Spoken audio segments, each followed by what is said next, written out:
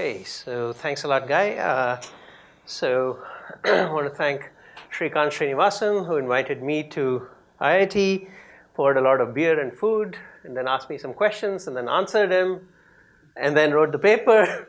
The only complaint is actually didn't prepare the slides, so I had to do all that work. But okay, so let's see. So hopefully everybody is familiar with everything about this slide, except maybe some people have forgotten that D'Amelio and Lipton also proved this lemma, and this was a well-known thing. Oh, before I do that, let me set up some notation for the rest of the talk. It'll be helpful in compressing some of the things I say on the slides, though often I do not use the notation, just read it aloud. So always in this talk, f is going to be a field. F of dn denotes the set of degree d polynomials in n variables over, or polynomials of degree at most d in n variables over this field.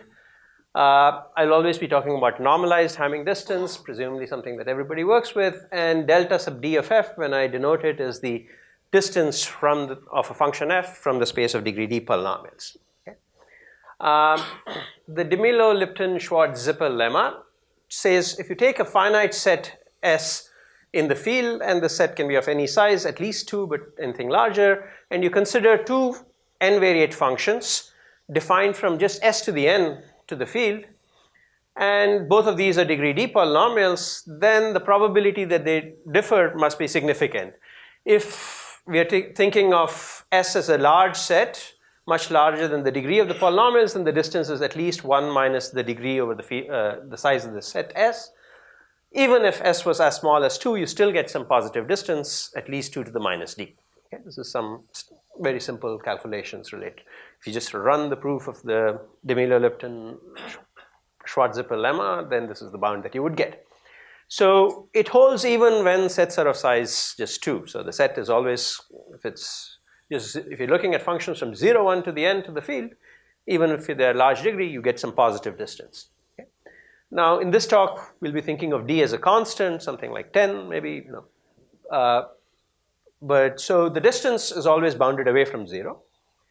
And this leads us to the wonderful world of polynomials as error-correcting codes, and gives us lots of bonuses. They are efficiently decodable. They have lots of locality. I'll remind you about all of these as we go along.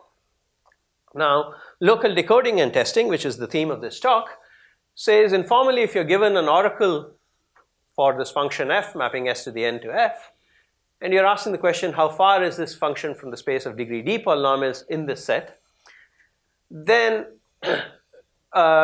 your testing says, try to tell me how far you are, or at least if the function is a polynomial, except if you're epsilon far, you must reject with high probability.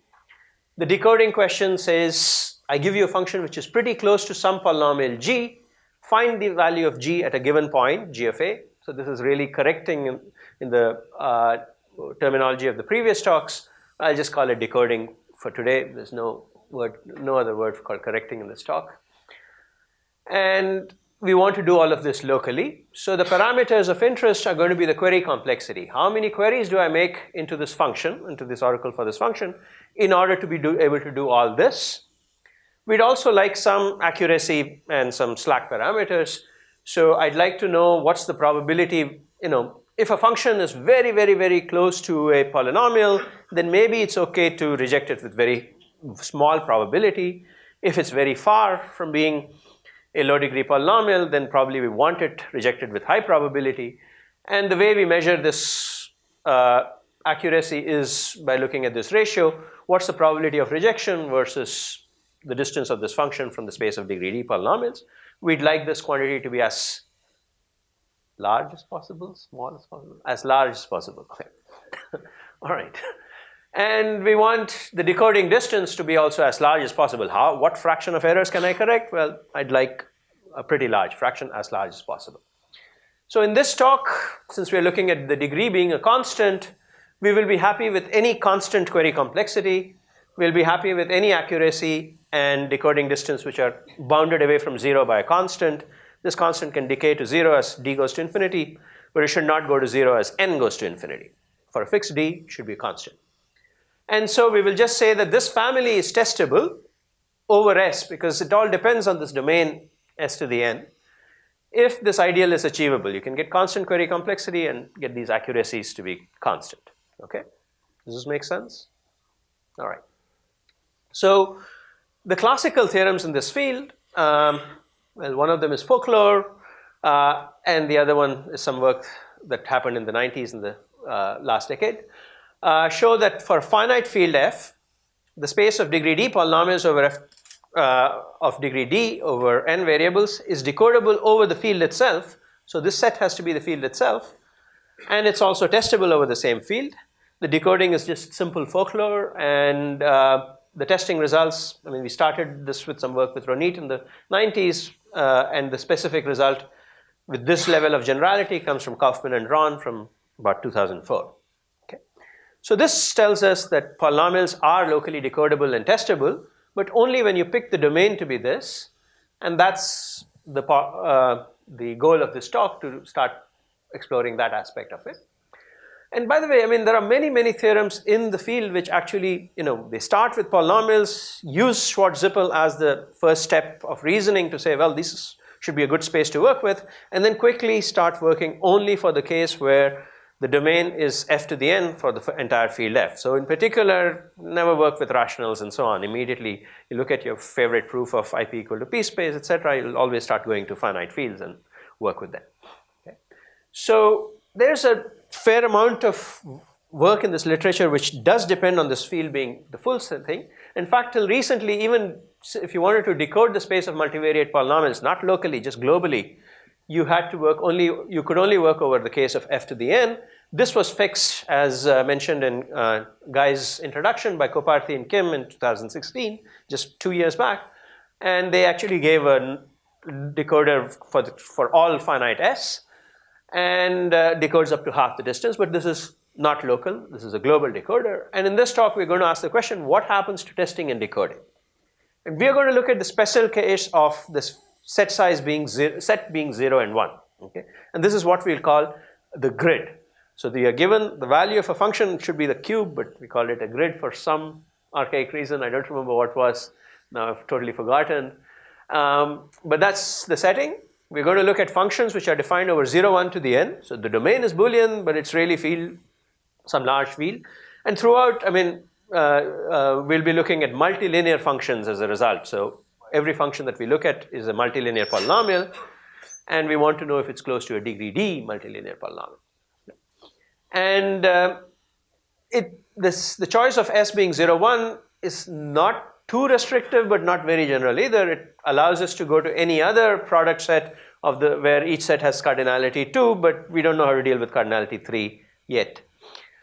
All right, so that's the thing. And it turns out that as soon as you start looking at this question, you immediately notice that there are many obstacles to decoding and testing. So let me remind you how testing and decoding usually used to go over general finite fields. So in the case where the degree is very small and the field is large, then what you typically do is you say, let me pick a random line in the space, look at the function restricted to this line, and now try to infer some properties about the function based on what it looks like on this line. So if you have a degree d polynomial to start with, on the line you still have a degree d polynomial. And so if you wanted to do some decoding for some value of the function on the line, then maybe just decoding on the for some point which happens to lie on this line, well, you just have to look at the function on this line. That gives you a pretty good idea. If you're trying to do some testing, you can pick a random line and ask, is my function close to a degree d polynomial on this line? These things actually turn out to work quite efficiently, quite easily, and you can use these to build testing and decoding algorithms, and it immediately reduces the complexity. Instead of looking at the entire n-dimensional space, you're looking at a one-dimensional space. Query complexity has already gone down significantly, and maybe further improvements are possible. When d is larger than the field size, you use two-dimensional restrictions, three-dimensional restrictions, whatever works. The smallest dimension that works actually ends up leading something quite interesting. And the nice thing about all these subspaces and so on is there's a lot of symmetry. If you take a random subspace, a fine subspace in n dimensions, 2 points on it are pairwise independent samples of the whole cube. So these are, there's a lot of nice symmetry and richness over here, and every aspect of this is usually used in the proofs. When we're working over grids, well, a line is not going to stay inside the grid. I mean, probably will intersect it twice and that's it. Okay. So we don't really have much hope of working with grids, with this idea in the grid, and that leads to a challenge. Not all hope is lost. I'll tell you about, so what's a subspace? A subspace is a collection of linear restrictions, right? I want to say xn is some linear function on the remaining variables, xn minus 1, some linear function on the remaining variables, etc. Some linear restrictions actually do preserve membership in the grid. What are those? Well, I can set xi equal to 0. That certainly leaves me in 0, 1 to the n or 0, 1 to the n minus 1.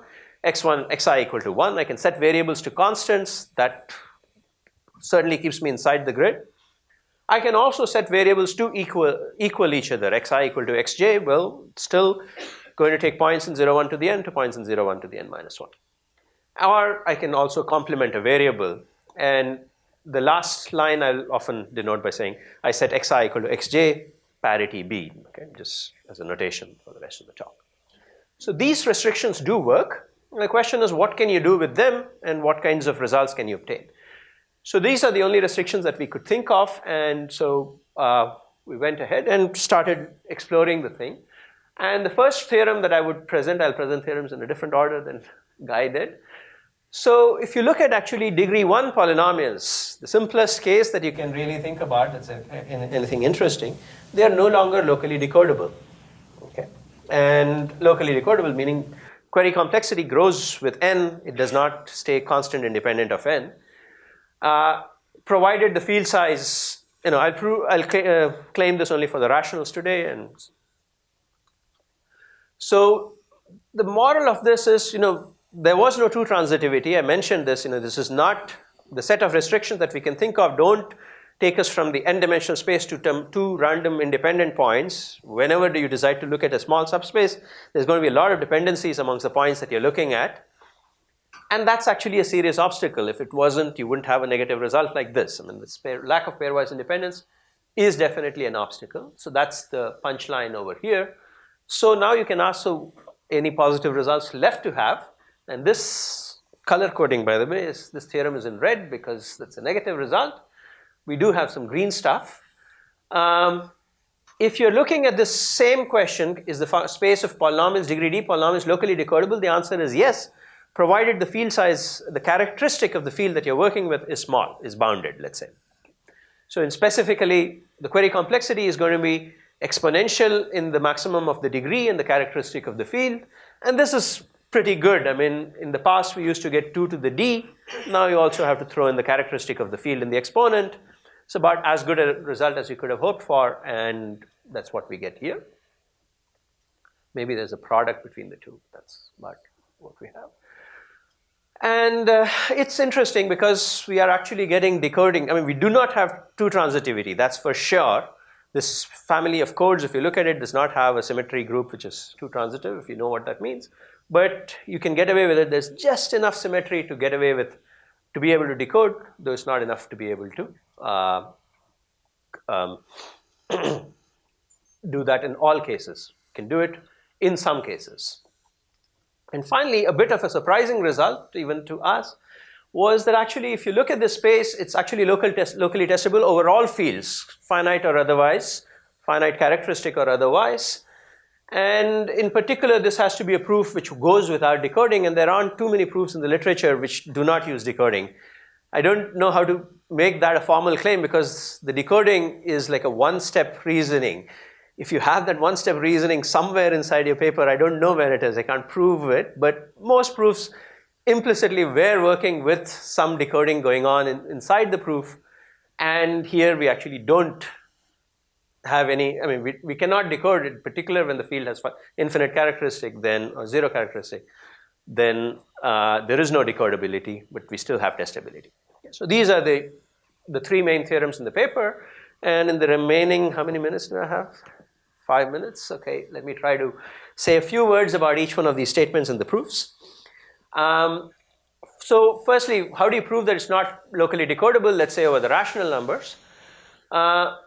Even in the case of degree equal to 1, what do? Well, what we're going to do is the following. We're going to take a linear function and just erase its values so we are given a function on the Boolean hypercube. And let's look at the weight of the points. If the weight of the points is not close to n over 2, we will just erase the value of the function. Okay? It's not even errors, it's just simple erasures. Now I ask you to decode the value of the function at the origin, at 0 to the n.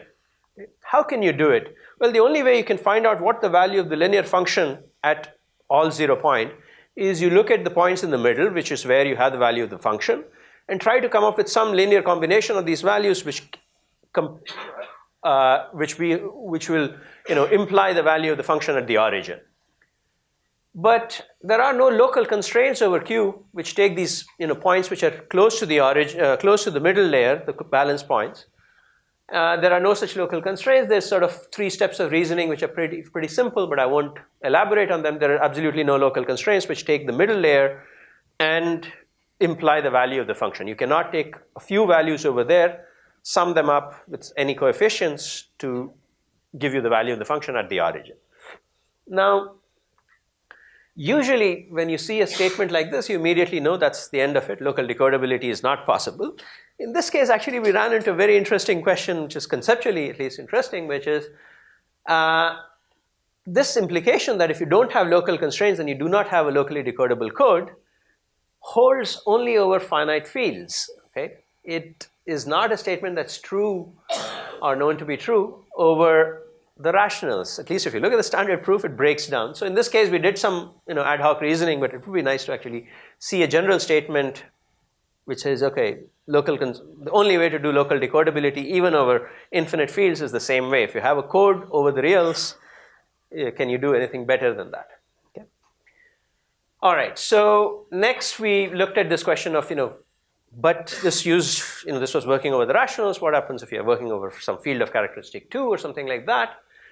And it turns out the following kind of an idea works. You take a random map from the n variables you have to some small number k. K is going to be roughly the degree. Guy, am I out of time? Oh, okay, sorry. And we're just going to do linear substitutions. Substitute for every xi some value of the form ai, which is a constant, plus y sub, so we're going to get k variables y1 to yk, and I'll take y sub sigma of I, whatever sigma of I tells me to do. So this takes me from an n variate function to a k variate function. I'm going to pick k to be very, very, very small. If I do this with the right value of a, then f prime of 0 is the function value f of a. And g prime of 0, if I did the same thing with g, would give me g of a. G of a is the value that I'm trying to compute. And so I'll try to infer the value of g prime of 0 by looking at the entire truth table of f prime of a. So 2 to the k queries. And the question is, can you actually infer the value of f prime of 0 from these things? And we know there should be some problem. Somewhere we have to use the fact that we are working over finite characteristic.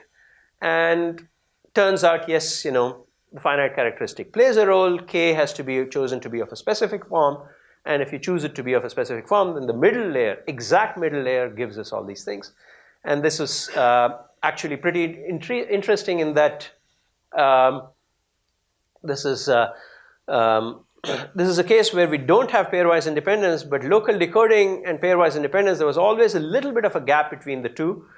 There was a little bit less than pairwise independence that you needed, and that's almost exactly what we can get here, and that makes this entire theorem work out. All right, so then I'm out of time. We also have a proof for the fact that actually you can test over all fields, but I'm going to skip all that and just tell you that there are some very nice, interesting open questions over here. In general, I think it's quite nice to understand how functions behave when the domain is not the entire field. Okay, thank you.